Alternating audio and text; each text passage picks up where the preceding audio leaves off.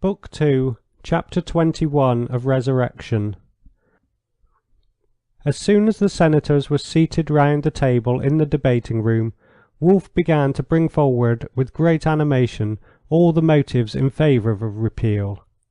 The chairman, an ill-natured man at best, was in a particularly bad humour that day. His thoughts were concentrated on the words he had written down in his memoranda on the occasion when not he but Viglenov was appointed to the important post he had long coveted. It was the chairman, Nikitin's honest conviction that his opinions of the officials of the two upper classes with which he was in connection would furnish valuable material for the historians. He had written a chapter the day before in which the officials of the upper classes got it hot for preventing him, as he expressed it, from averting the ruin towards which the present rulers of Russia were driving it, which simply meant that they had prevented his getting a better salary. And now he was considering what a new light to posterity this chapter would shed on events. "Yes, certainly," he said, in reply to the words addressed to him by Woolf, without listening to them. Bay was listening to Woolf with a sad face and drawing a garland on the paper that lay before him. Bay was a Liberal of the very first water. He held sacred the Liberal traditions of the 6th decade of this century, and if he ever overstepped the limits of strict neutrality, it was always in the direction of Liberalism. So in this case, beside the fact that the swindling director, who was prosecuting for libel, was a bad lot, the prosecution of a journalist for libel in itself tending, as it did, to restrict the freedom of the press, inclined Bay to reject the appeal. When Woolf concluded his arguments, Bay stopped drawing his garland and began in a sad and gentle voice. He was sad because he was obliged to demonstrate such truisms, concisely, simply, and convincingly, to show how unfounded the accusation was, and then, bending his white head, he continued drawing his garland. Skovorodnikov, who sat opposite Woolf and, with his fat fingers, kept shoving his beard and moustaches into his mouth, stopped chewing his beard as soon as Bay was silent, and said with a loud, grating voice that, notwithstanding the fact of the director being a terrible scoundrel, he would have been for the repeal of the sentence if there were any legal reasons for it. But as there were none, he was of Bay's opinion. He was glad to put this spoke in Woolf's wheel. The chairman agreed with Skovorodnikov, and the appeal was rejected.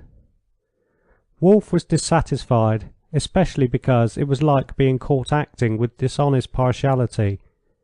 So he pretended to be indifferent, and, unfolding the document which contained Maslova's case, he became engrossed in it. Meanwhile the senators rang and ordered tea, and began talking about the event that, together with the duel, was occupying the Petersburgers. It was the case of the chief of a government department who was accused of the crime provided for in Statute 995. "What nastiness!" said Bay with disgust. "Why? Where is the harm of it? I can show you a Russian book containing the project of a German writer who openly proposes that it should not be considered a crime," said Skovorodnikov, drawing in greedily the fumes of the crumpled cigarette which he held between his fingers close to the palm, and he laughed boisterously.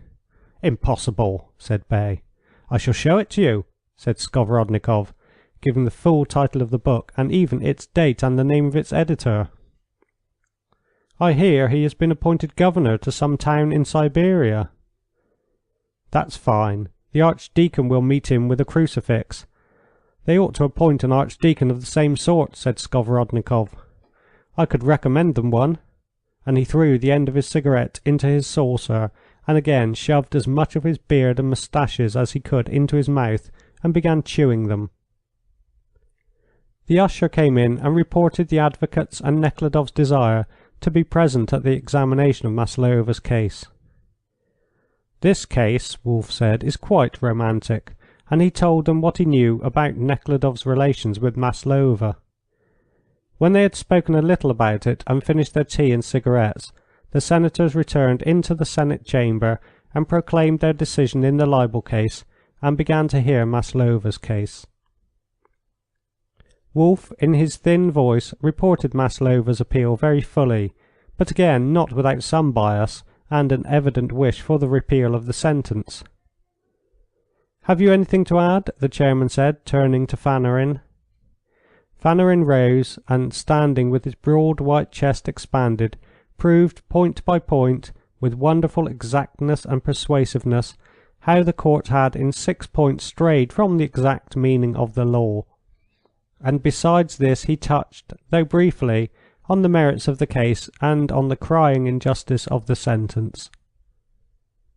The tone of his speech was one of apology to the senators, who, with their penetration and judicial wisdom, could not help seeing and understanding it all better than he could.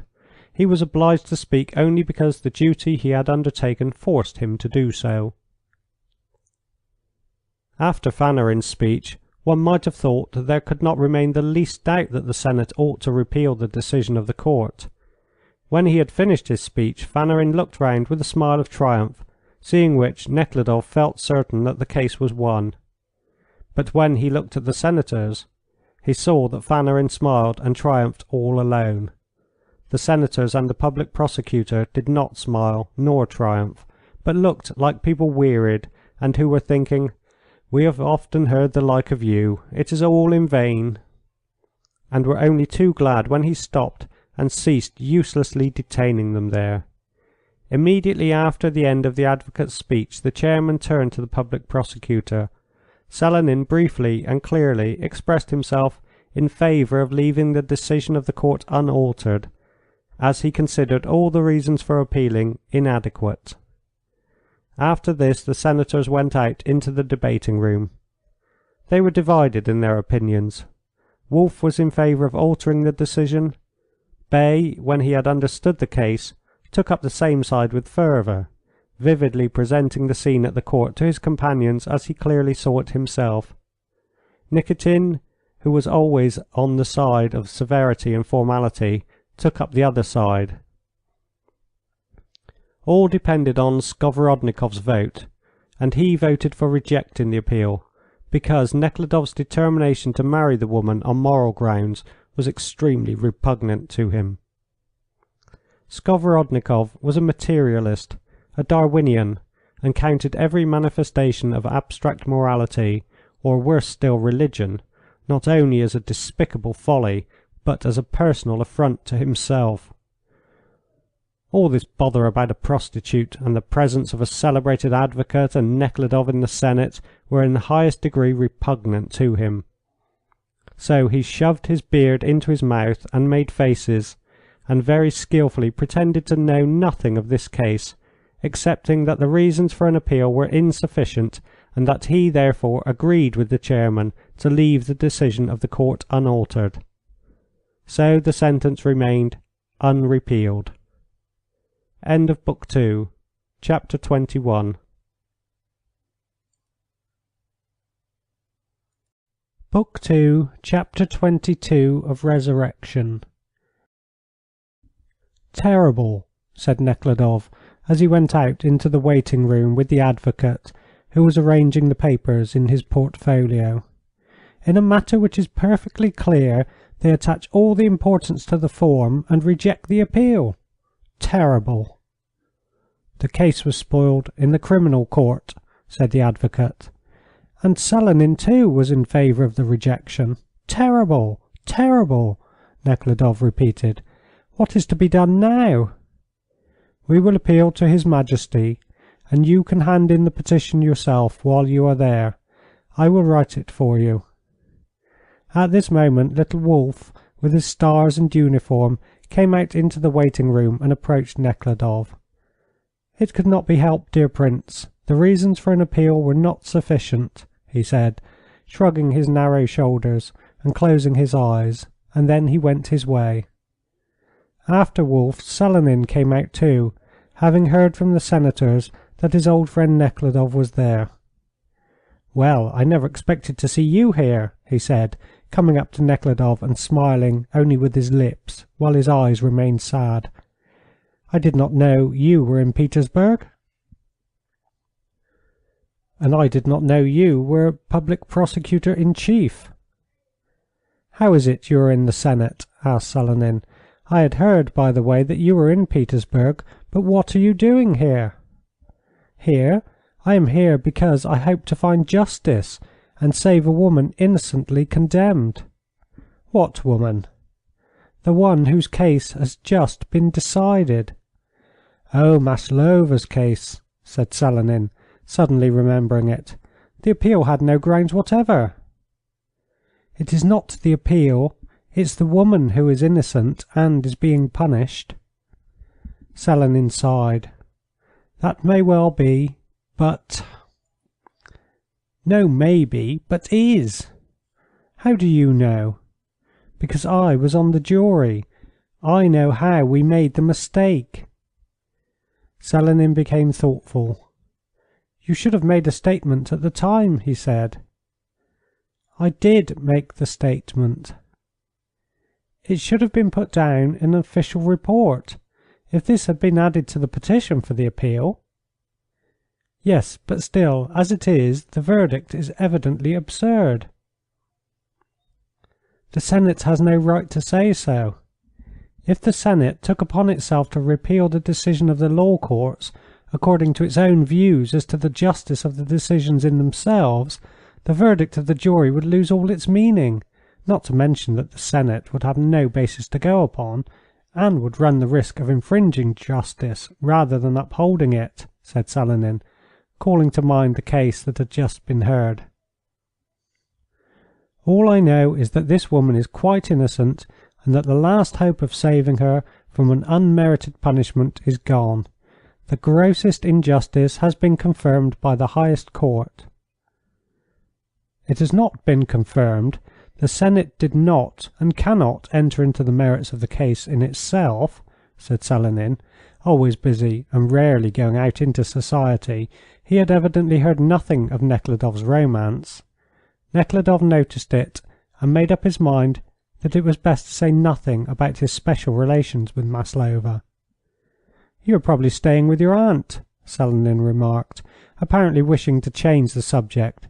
"She told me you were here yesterday, and she invited me to meet you in the evening when some foreign preacher was to lecture," and Selenin again smiled, only with his lips. "Yes, I was there, but left in disgust," said Nekhludoff angrily, vexed that Selenin had changed the subject. "Why with disgust? After all, it is a manifestation of religious feeling, though one-sided and sectarian," said Selenin. "Why, it's only some kind of whimsical folly." "Oh dear no. The curious thing is that we know the teaching of our Church so little that we see some new kind of revelation in what are, after all, our own fundamental dogmas," said Selenin, as if hurrying to let his old friend know his new views. Nekhludoff looked at Selenin scrutinizingly and with surprise, and Selenin dropped his eyes, in which appeared an expression not only of sadness but also of ill will. "Do you, then, believe in the dogmas of the Church?" Nekhludoff asked. "Of course I do," replied Selenin, gazing straight into Nekhludoff's eyes with a lifeless look. Nekhludoff sighed. "It is strange," he said. "However, we shall have a talk some other time," said Selenin. "I am coming," he added in answer to the usher, who had respectfully approached him. "Yes, we must meet again," he went on with a sigh. "But will it be possible for me to find you? You will always find me in at 7 o'clock. My address is Nadezhdinskaya," and he gave the number. "Ah, time does not stand still," and he turned to go, smiling only with his lips. "I will come if I can," said Nekhludoff, feeling that a man once near and dear to him had, by this brief conversation, suddenly become strange, distant, and incomprehensible, if not hostile to him. End of Book 2, Chapter 22.